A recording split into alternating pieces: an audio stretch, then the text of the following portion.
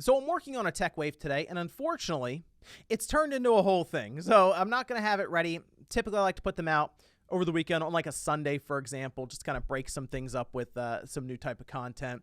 But again, it's turned into more of a project than I was expecting. So hopefully over the next couple days, I can wrap that all up and then put the video out for it. I think it's going to be really cool. It's for like the original Xbox. So here's hoping everything turns out well there. But something else happened today that took me by surprise. I think it took a lot of people by surprise. And I think it kind of surprised Sony as well. And I have a feeling they're not too happy about this one. So we'll go over how the PS5 appears to have already been hacked. Guys, if you enjoy these videos, make sure that like button helps out a ton. And if you're new here to the Spawn Wave channel, make sure you subscribe down below. So first, let's head over here. This is over on GBA Temp. They have an article written up for it, linking back to the tweet that got everyone talking this morning. The Flow manages to activate debug settings on PlayStation 5, no ETA on a release. So the PlayStation 5 is obviously the ones that we're buying are retail units, but there are debug PS5s, ones that developers will use, of course, and the debug settings will give you access to higher privileges, things you can do with the system that you would normally not be able to do as a user, like run unsigned code. And that's, from what I've been able to gather, one of the ways that you end up opening up a system is to get to essentially developer tools with a retail unit.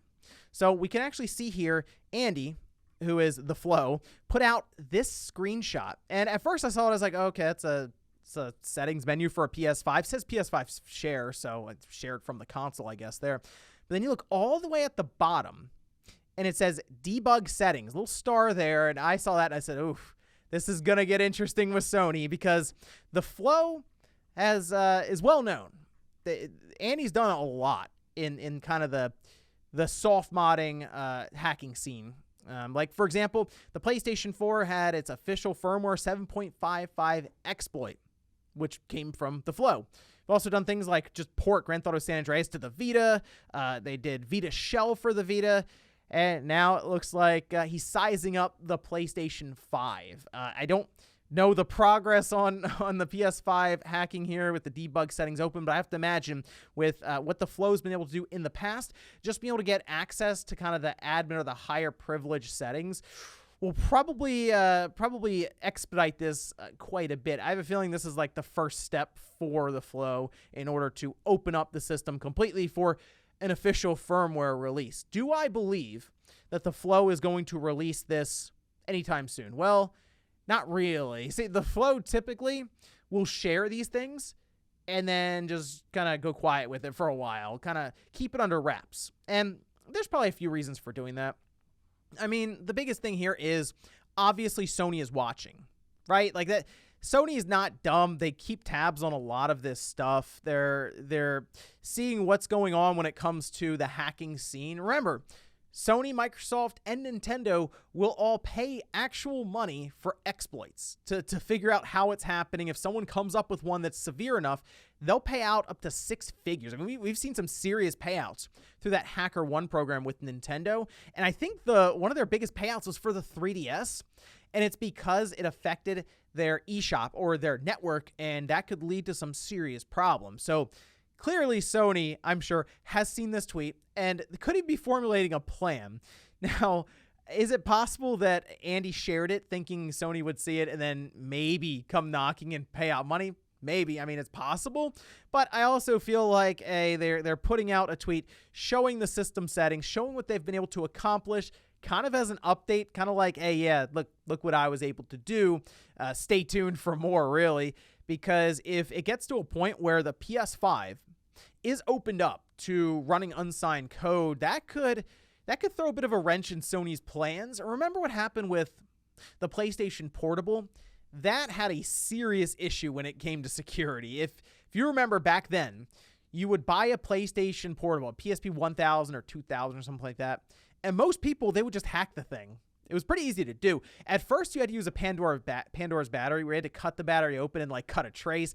There was at least serious risk involved physically there, right? But then after a while, you just ran a program and it would just hack the system. At which point, you could start loading all kinds of stuff. Yes, emulators, ROMs, but retail games. And I feel like Sony saw the effect that had on the PSP because not a lot of people bought games on the PSP. You would expect a system with over 80 million people buying it, that kind of install base, to do pretty well software-wise. It didn't do well at all, which is still weird to think about until you remember, oh yeah, it was pretty easy to open up the system and then just start loading retail games that, yeah, you could just download online. And in fact, the PlayStation 4, more recently, I would say, the last couple of years at least, has gone through something similar with the official firmware being exploited to where people could hack the system and even download stuff early from the PlayStation Network as it was posted up.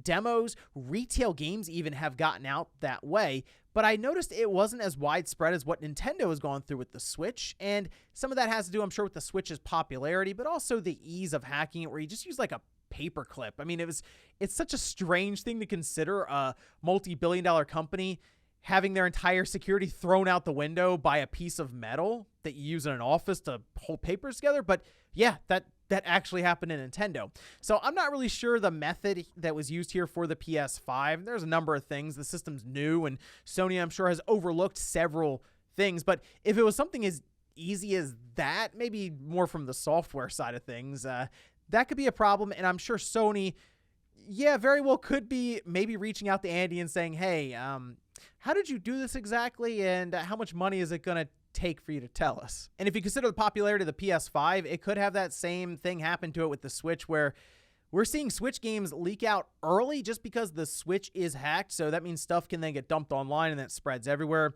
There's actually a story we're covering tomorrow, Newswave, where a game, once again, has leaked out for the Switch, but it's a big deal because the company behind it does not mess around. So I feel like Sony would get pretty strict after observing what's happened with Nintendo so far when it comes to this stuff. But I do believe that, at least at this time, the Flow will probably hold on to this one. At least keep it close to the chest for now. I don't think tomorrow, like, you're just going to be able to hack a PS5. People are having a hard time just finding a PS5, but can you imagine if that happened?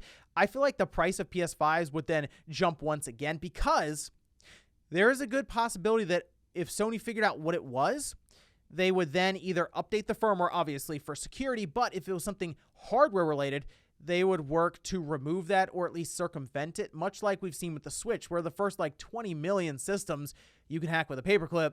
Afterwards, though, you can't. So, like, that's also possible. It's already hard enough to find a PS5. Can you imagine if a story broke that, oh, Sony had to do some things in this next batch of PS5s to fix them or make it so they can't be hacked easily? The old PS5s would be worth quite a bit of money. But I guess we'll see how this continues to unfold as we go along. I'm not really expecting the Flow to start dropping information on this anytime soon. I think this was just something to throw out there and say, hey, look what I was able to do with the newest PlayStation system that's not even a year old. But let me know what you guys think about all of this down below. Do you think Sony should be looking into this a bit more, maybe even offering something similar to what they did with the HackerOne program, looking to buy the exploit? Or do you think this is something that just popped up on Twitter and will go away for a while, at least until Andy is maybe ready to talk about how he did it, potentially years from now? Thanks, guys, for watching, and I'll see you next time.